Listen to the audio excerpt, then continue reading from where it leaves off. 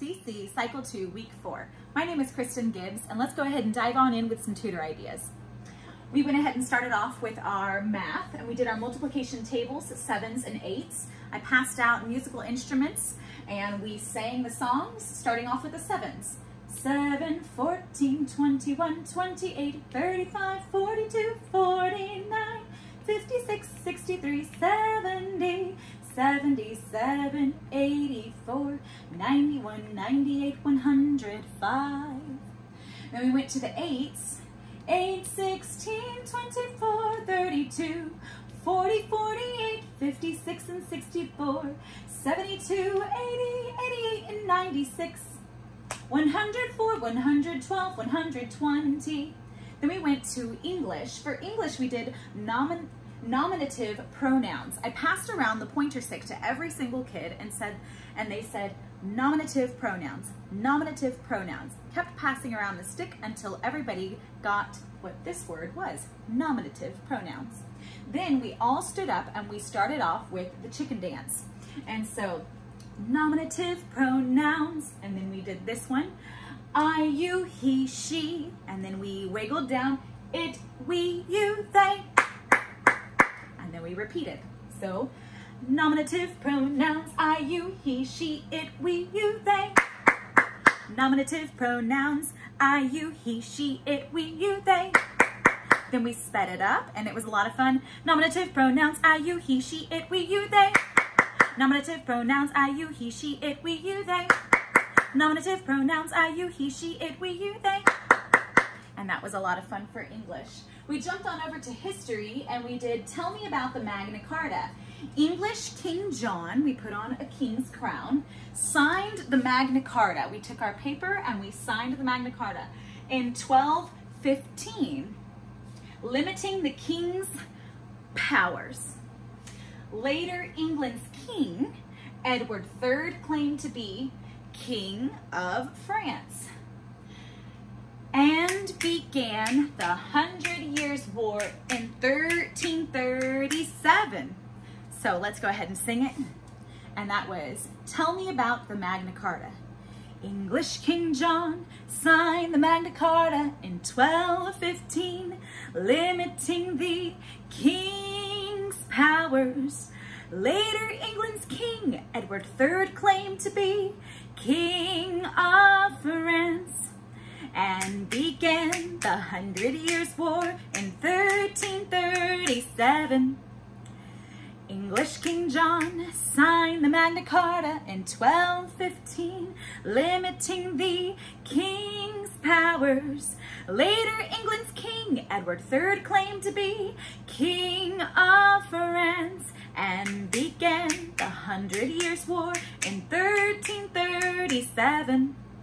And that was our history.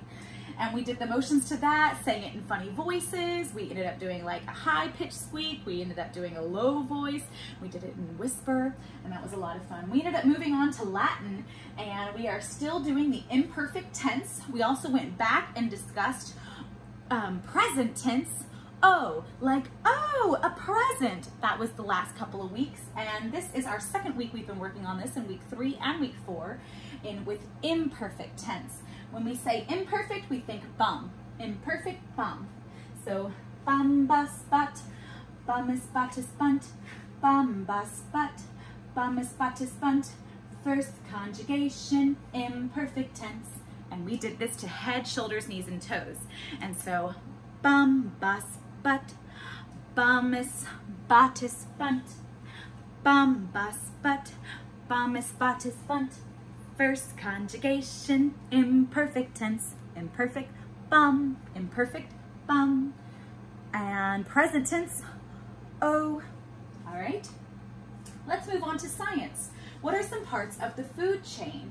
Some parts of the food chain are producer, consumer, and decomposer. We talked about this, and let me use a picture to show. We talked about the producer being seeds and plants, and we actually did a tree for this one. Then the consumer being animals and ourselves and humans. And then decomposers, breaking it down back into bacteria, down into the ground, and then going back to producers, because it is a cycle. And these are some parts of the food chain. What we did for producer is we sprouted up our tree. Our tree has some apples on our tree, and we picked an apple and ate it for consumer. And then decomposer, we decomposed back into the ground. So we did this to hi-ho, and what are some parts of the food chain? Producer, consumer, and decomposer. What are some parts of the food chain? Producer, consumer, and decomposer. What are some parts of the food chain? Producer, consumer, and decomposer. And that was a lot of fun. Then we ended up moving on to geography. We're studying our European rivers. We have the Seine River, Rhine River, Elbe River, Po River, Danube River, and Volga River. Now where these are on the map are here. We had the Seine River right here. Then the Rhine River looks like a C, and this almost looks like an S too. The Seine River, Rhine River looks like the C, and then the Elbe River was like the elbow. We called it the elbow. And then here the Po River is the littlest river, Po, and it's also the shortest word, Po. And then the Danube River, and it also looks like a U for like YouTube, or you see like Danube, YouTube, Danube. And then the Volga River is this long river over here. And look, it makes V's. Look, there's a V here, there's a V here, there's a big V here, a V here for Volga River. We did this to Do You Know the Muffin Man? Do you know the European rivers, the European rivers, the European rivers? Do you know the European rivers? Sing them one by one. Seine River, Rhine River, Elbe River, Po River, Danube River, Volga River. Name them one by one. Do you know the European rivers, the European rivers, the European rivers? Do you know the European rivers? Name them one by one. Seine River, Rhine River, Elbe River, Po River, Danube River, Volga River. Name them one by one. And those were all of our rivers for geography. Then we also ended with timeline, and we have our early Native Americans.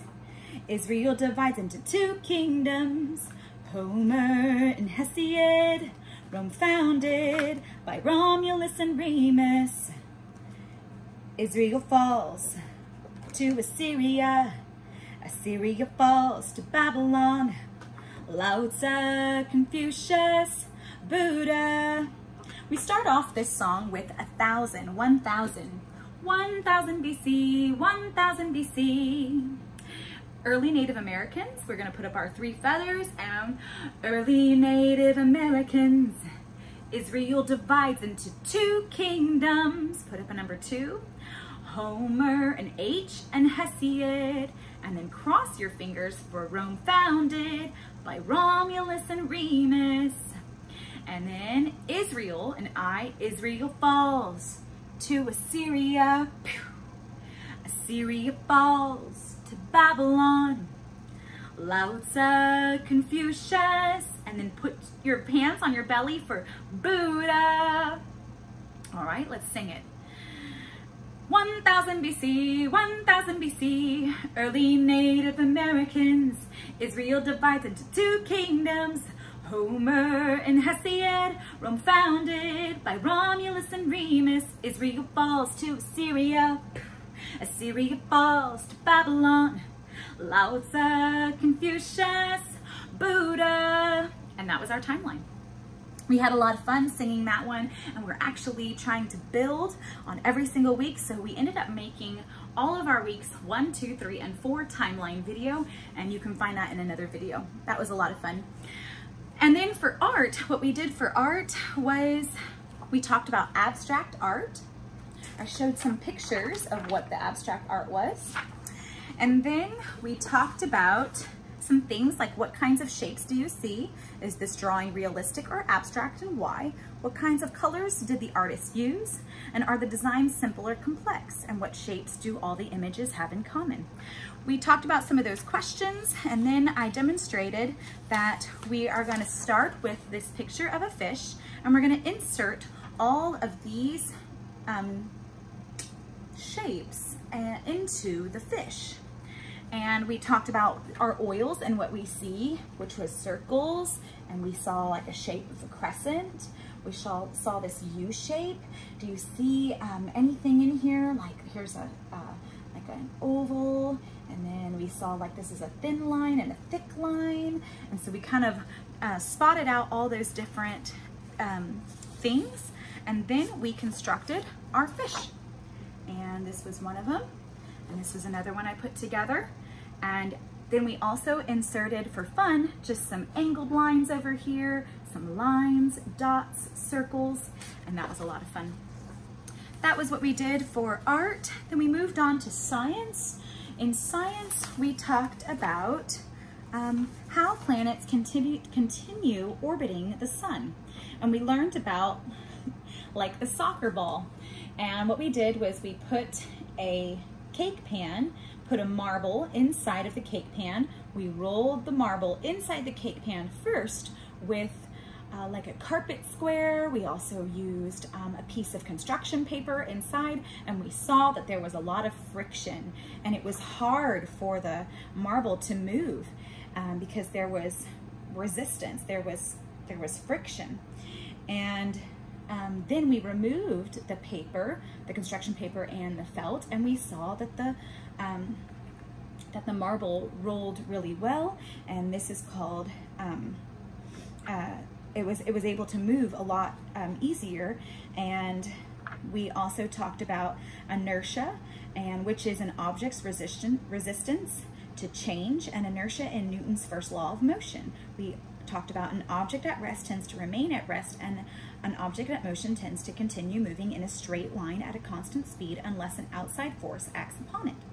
And we elaborated on this, and that was a lot of fun. I ended up using some of these teacher notes that I found on CC Connected, and of all the shared documents, and I ended up reading this tutor background, and I ended up reading the observations and the conclusion, and that was really helpful for me. Then the next thing we talked about was this speed, which is how fast can each planet orbit the sun. We talked about the distance and how the distance can affect the speed of each planet. How far away is each planet from the sun? How fast does each planet orbit the sun? And then we ended up gathering some information. We talked about Newton's first law that states the objects in motion tend to stay at motion, and we also talked about our sun and how our sun keeps our planets pulled into an orbit. Their constant motion is forced into an ellipse around the sun. And we ended up talking about what is a year and how we get our year and how long it takes for the Earth to go around the sun, which is 365 days, which is a year. We talked about how long Saturn goes around, and that's 29 years. We talked about the distance of each planet to the sun, and then we ended up doing the experiment, which we took the washer, which was supposed to represent the planet, and then a string. Then you hold the longest part of the string at the end, and then you circle the string around, and the washer is the weight the planet going around the sun. And the longer the string, the slower it was for the planet to move around. And then we cut the string in half, which then we rotated the string around the sun, and we found that it was moving faster with the shorter distance. And then we went down even shorter, and the short distance, it was flying around the sun at a faster speed. So that was a lot of fun. I ended up also using the same, which to talk about the tutor background, observations, and then gave the conclusion to the children. And that was a lot of fun. Another thing we did in review, we worked on all of our weeks 1, 2, 3, and 4 with our review work, and the kids had a great time. They did really good. We did Connect 4, and I had the boys on one team and the girls on the other team, and then I would ask them 8 parts of speech, and then they would give me 8 parts of speech. I would ask them, what is a pronoun? And they would give me a pronoun. And then went back and forth, and then each team was able to put in a chip or a little play piece for the Connect 4, and the boys ended up winning. And then we also worked on our timeline. I use these. They're just Velcro stick-on. I put them, and then the kids were able to find and put them in order, also using weeks 1, 2, 3, and 4. So every week it gets harder and harder. This was a great week, and I hope to see you again next week, and y'all have an awesome week. Bye.